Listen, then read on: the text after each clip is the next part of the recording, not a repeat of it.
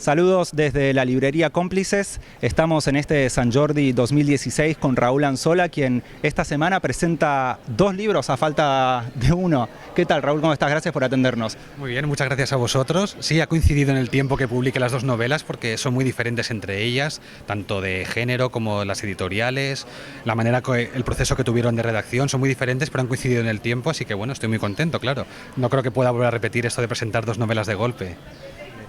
Una se llama Interferencias, vamos a ir hablando de las dos, una Interferencias y la otra La Noche de las Máscaras. ¿Cuál empezaste escribiendo?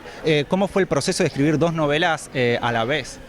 Como he comentado, son 2 novelas muy diferentes. Interferencias requirió un proceso muy largo, tanto de documentación como de cuadrar los diferentes temas que salen en la novela, con lo cual me llevó mucho tiempo y en ocasiones me encontré que llegaba a puntos muertos, llegaba a momentos en los que necesitaba un poco descansar. Y entonces paralelamente comencé a escribir en otra novela, un poco al principio como divertimento, explicando historias de diferentes personajes, y poco a poco fue cogiendo forma y acabó siendo otra novela realmente. Así que no las escribí a la vez, pero se iban correlacionando una con otra. Digamos que con una descansaba de la otra y poco a poco fueron surgiendo las 2. En Interferencias hablas de este joven en Nueva York de los años 70 que deja escritas unas memorias en las que anticipa los atentados del 11 de septiembre en Nueva York, varias décadas antes, y habla un poco de teorías conspirativas y eso. Y uno de los temas que aparece en la novela es el de la sobreinformación y esta paradoja, ¿no?, que vivimos en nuestros tiempos. Esto de que tenemos más información hoy día, pero parece que de todas formas estamos más desinformados.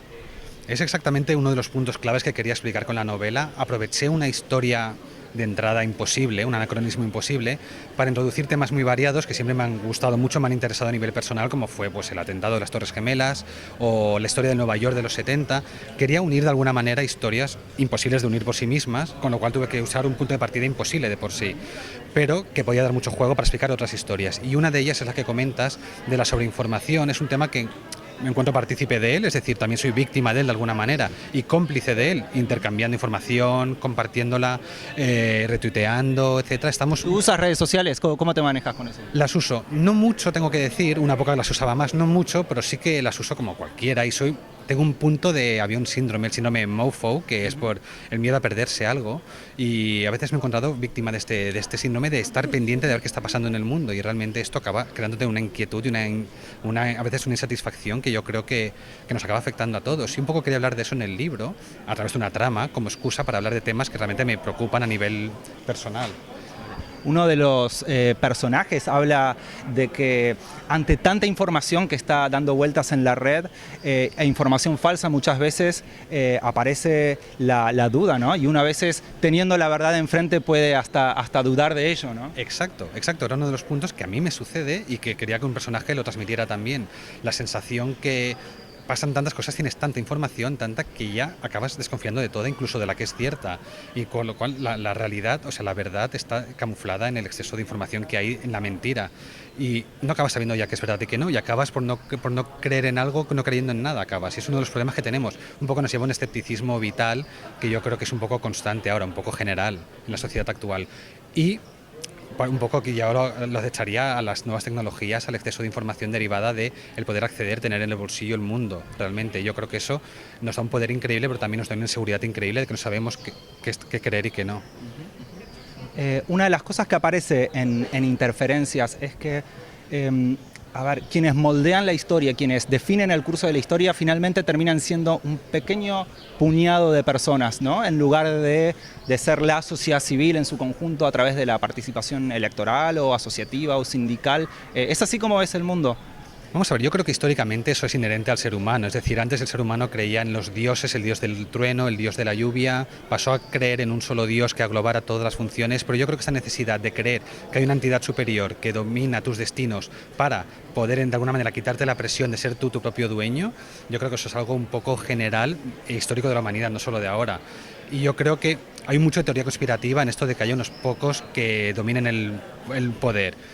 Pero que sea una teoría conspirativa no implica que no pueda haber un punto de verdad. Y yo no hablaría del Club Bilderberg, no hablaría de cosas que todos conocemos, pero sí que haya un poder establecido en la sombra, quizá pues sí, de alguna manera sí, quizá de una manera muy, muy obvia, como los bancos, un poder económico, quizá, pero yo creo que sí que lo hay y que a mucha gente le viene bien para poder quitarse la presión de tener que luchar por su propio destino. Hablemos por un momento de la Noche de las Máscaras. En la Noche de las Máscaras tú presentas a una narrativa muy interesante, por cierto, en la que da la impresión en la que vivimos, y te quiero preguntar si es que crees que vivimos en una ficción, en una obra de teatro donde estamos todos interpretando personajes más que ser sinceros con nosotros mismos. Bueno, sin duda habrá quien lo vea constantemente, pero quien más que menos yo creo que todos tenemos un punto de en algún momento usar una máscara para protegernos o bien para aparentar lo que no somos, y el libro va un poco de eso, va de personajes que realmente en algunos casos es muy extremo, que la llevan por norma hasta el punto que se engañan a sí mismos realmente con su propia máscara, ya no saben distinguir su máscara de su rostro. Un poco quería hablar de esos personajes, pero también introduzco personajes más neutros de alguna manera, más fáciles de reconocerte, que en un momento puntual la usan también, quizá como todos hacemos en algún momento. Y todo sucede en una noche, todo sucede en un contexto muy determinado, muy concreto, que es como decir, pues bueno, vamos a coger un momento de la realidad y a desgranarlo. No es algo que podría pasar en cualquier momento, en cualquier ciudad, en cualquier lugar, y aprovecho un lunes de madrugada, que es como un momento que la ciudad duerme, un momento que no pasa nada, para ver que en ese momento también pasan cosas, que en cualquier momento del día pueden pasar cosas y de la noche, y que las máscaras que llevamos pueden condicionar mucho lo que hacemos y lo que nos pasa. Muy bien, Raúl, pues muchas gracias por atendernos. Te deseo el mayor de los éxitos con tus 2 libros, y de ustedes nos despedimos. Gracias por acompañarnos. Muchas gracias a vosotros.